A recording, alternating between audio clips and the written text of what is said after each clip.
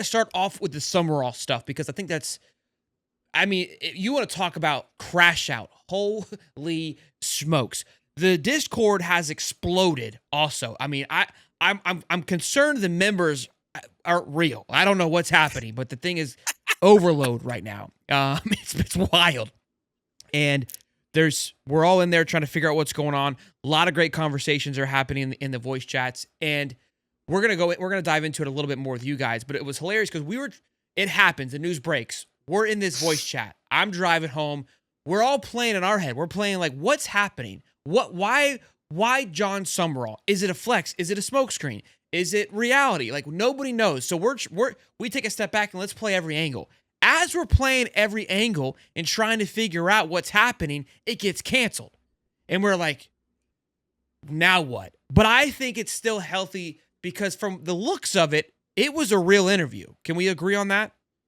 It was an actually set up interview that was canceled, and it seems that it was canceled due to it being breaking. Is that true? Yes or no? Can we confirm that? That seems to be how it was reported. I don't know. I just seen a Summerall thing, and I made a quote tweet, and then I saw the cancellation of the interview, and I made another quote tweet and just called it a day. I didn't even really look. If that interview's canceled, I'm not worried about it anymore. So just exit out.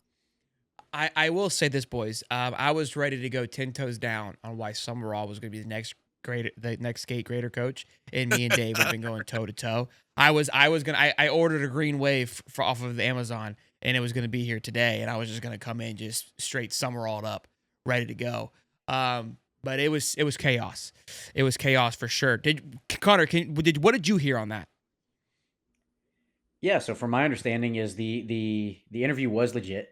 Doesn't sound like certain parties wanted that to get out.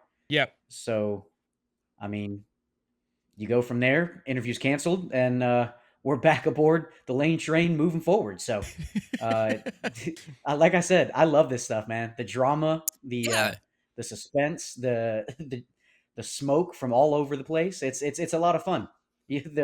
Coaching searches are not for the faint of heart. No, not at UF either. Go ahead. And what would have raised more money than to hire another G5 coach to Florida? I mean, come on now. That would have just taken the roof off the place. So that was where it all started. An influx of a bunch of money if that happens. Oh yeah. Yeah, we would have had a bargain. We wouldn't have been Coach Poor, that's for sure. So let's kind of play it out though, because when the news broke, and I've talked about this the entire time, and I've complimented Florida on how they haven't released anything. And I go, what's confusing to me is that out of all the coaching drama, not a single article has been written like that. That an interview is set up. I go, this is wild. Why would Jon want this? Not that Florida doesn't want it, but why would Jon want that to be out there like at all? And then we were like, well, maybe he's using it for leverage for Auburn. I was like, he's in the middle of a coaching. He's coaching the playoffs. He's no different than Lane. Like, I understand the level of school is different, but what he's trying to accomplish is no different. Why would it doesn't make any sense? Again, outside of it being a big smokescreen, but everybody is risking a ton. Florida's risk, because again, my thought process was like, everything has been so tight knit, everything has been so well kept. Somebody intentionally leaked this. Like this was forced. And Zach, I mean, it's kind of similar to the Dan thing. Like he releases this, and no joke, 20 minutes later, it's being retracted, and that's kind of what we said. Like, move to bro right now. You could say something, and it could be the truest thing possible. I could walk out to my wife to go tell her what just happened, and it's already changed like that. Yep. And I think from what has happened in this past 72 hours with Dan now to this, I don't know who's going to want to write anything anymore. Because Zach's article was true. There was an interview. Why it was released and that part, I don't know. Because the question that I have is obviously Zach's not going to release something without credible sources. You can attest to this, right, Connor, by being in that world. Can you kind of speak to that side a little bit of like, you're not writing that article without just hard facts? No, absolutely. Zach doesn't get to where he is as a professional without checking things, making sure that he is okay to put this kind of stuff out, or that there is facts behind what he's releasing.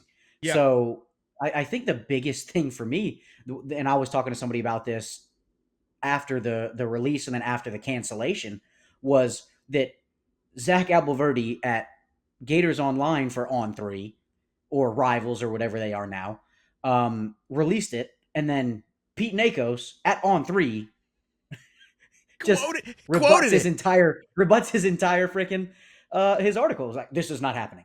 Now, I don't know the ins and outs of that whole organization, but I think it was kind of funny that how somebody from the same organization is the one saying, no, this isn't happening.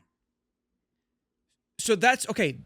That's what's concerning, like weird to me, because like you said, Zach, and again, Zach is a credible source. He essentially, in my opinion, was the first official breaker of the Napier news. Like you said, you don't get to where you are without the due diligence. Does Zach frustrated in this, or does he understand like this is sometimes part of the game of how it works? Yeah, I mean, it happens that way sometimes. Like Zach's not new to this. He's been in the industry for a number of years. He knows what he's doing. He knows how this industry works. Sometimes things come out that maybe shouldn't. Sometimes it gets to a situation where you're having to retract your own statement. And I think more times than not, if you're the one that retracts your own statement, it's not quite as big a news. But when somebody else from your company that is essentially considered a national guy goes, you know what, this isn't happening, it kind of looks and it's like, okay, well, was Zach not supposed to post this? Or you start spinning different narratives of, was this not supposed to be out? Or was this never happening in the first place? Maybe Zach got bad news. So the whole Pete Nakos rebuting that is interesting to me. But I know Zach would not have posted without having credible information. Yeah. Zach's been doing this for a long time, like a very long time. So I know how close he is to UF, and I know that like there's certain things that he can't release without US approval. So if I don't know what happened there with that release of the article, I was really busy all day anyway. I didn't really care too much for it. Um, but it is kind of weird to see an article released and then be like, everybody else be like, nope, not happening within like 30 minutes. And it's like, wow, that's insane. And I will say, I have talked to a lot of the other people who have been in this industry for a long time. I said, is this the most wildest coaching search you've ever covered? And they were like, by far. Yeah, and again, but like you said, Nakos had to be aware that the interview was happening, and I would imagine he was probably aware of the article being released. I have on good account that Summerall was very upset that it was leaked. I mean, as he should be. I would be too, because again, it's no other interview has been leaked. There's talks, there's betting odds. None of that means anything, right? Because there isn't pen to paper, and that's what I've been saying. I said it in the voice chat. I was like, out of all the moving pieces, how does this one get out? How does the G5 coach get out? And then people immediately, when it was released, Abelverde and other guys that were on that were like, I don't feel like it's that big of a deal. This isn't me. This was on board, so this isn't like a secret. It was more like, hey, it's just we got to do our due diligence, which I respect. But and then people are like, oh, well, it's a smokescreen, it's a flex. Jon Sumrall is your flex? If we're gonna just flex somebody, give me anybody. I mean, just tell me you're interviewing Nick Saban. Who gives a damn? If we're gonna just flex stuff out there, it didn't make any sense to me. I didn't hate the interview. Some people panicked. I saw an interview of Summerall today. I was like, I kind of like the guy, because here's the reality of it. Auburn more than likely is going to hire Jon Sumrall. Auburn is going to be credited for a very good hire in Jon Sumrall. They're not going to get flack for hiring Jon Sumrall. The issue is we're coming off of a G5 guy that won the Sun Belt as well, and that's why we can't go hire Jon Sumrall. I understand that. I get that from Florida's perspective. The other part that I thought of, like, it's a horrible flex because of exactly how the fan base acted. Like, if it was, we were in the weeds, boys, trying to figure out why in the hell this thing was released. So it may not make any sense, but when it was released, you have to imagine how we all were like, okay, let's say it is a smokescreen. Let's say it is real. Like, we were in shambles. So I don't know. It's off the table now, so it doesn't really mean anything, but you wonder what it could have been if it were to happen, is my thought process on it. Yeah, well, the good part is the Florida fan base is not in shambles. It did not happen, and the lane train is still going. It's still on the tracks. We just got to get the lane train to stop in Gainesville. We got to land this thing. Yeah.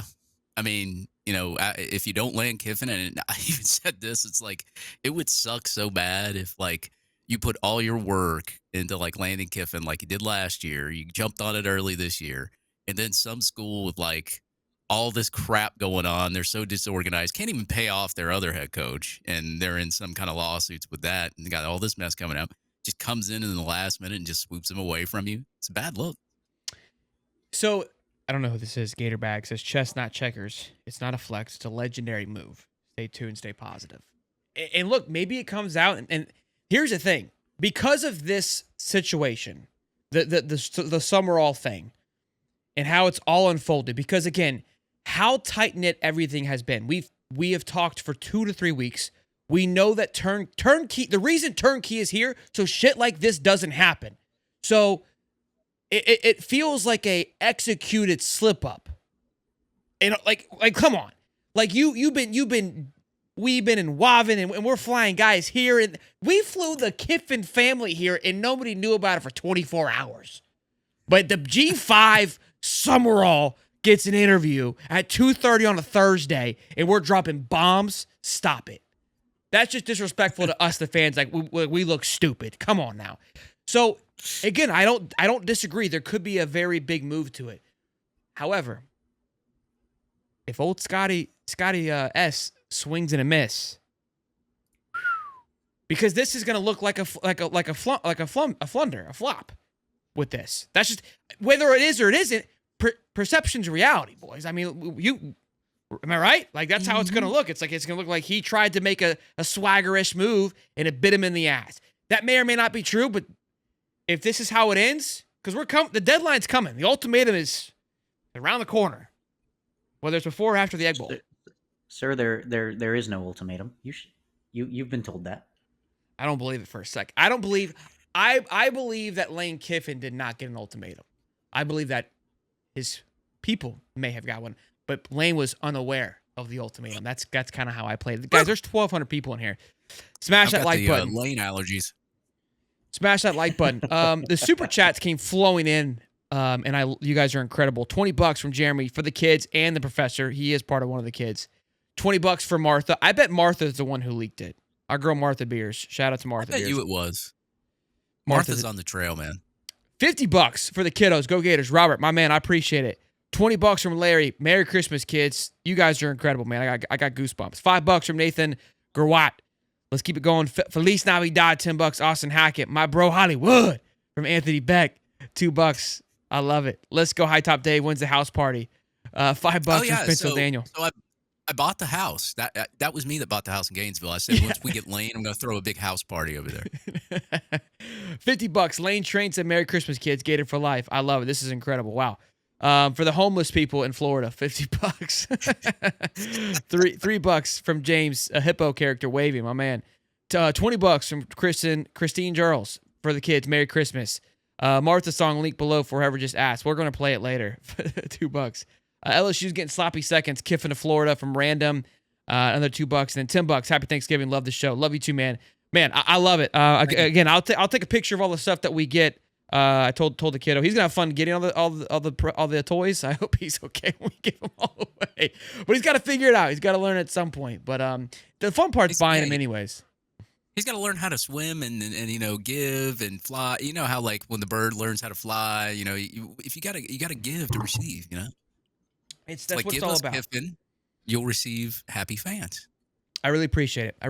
Also, if you're just joining, there's 1,200 people. I am giving away 4 tickets to the Tennessee game to a family of 4, preferably. Again, if you've got an awesome story, like, hey, I want to take my dad or something to his first game, I'm all for it. Just hit me up, hightopsports2@gmail.com. So that's the Summerall stuff. I would say in a nutshell, it's pretty much done and over with now. I think this could be something that we circle back later on once it's all settled, the dust is settled. It really seems like it's an Auburn lock anyways for as of now. I could see Ole Miss maybe moving in hot and heavy if things were to get dicey with Lane Kiffin. But yeah, it's chaos all the way around. As we've said this whole time. And look, again, like I go back to, and like you said, Zach's a professional. He understands what's going on here, and I'm sure this has happened before. But this is why when you see someone tweet or do something, a lot of people feel confident. We saw things, some boosters in in the boardrooms talk about their confidence, but even their confidence has, come down a little bit. And I just think it's because of the chaos that has ensued us thus far, and because of how many moving pieces there actually are right now.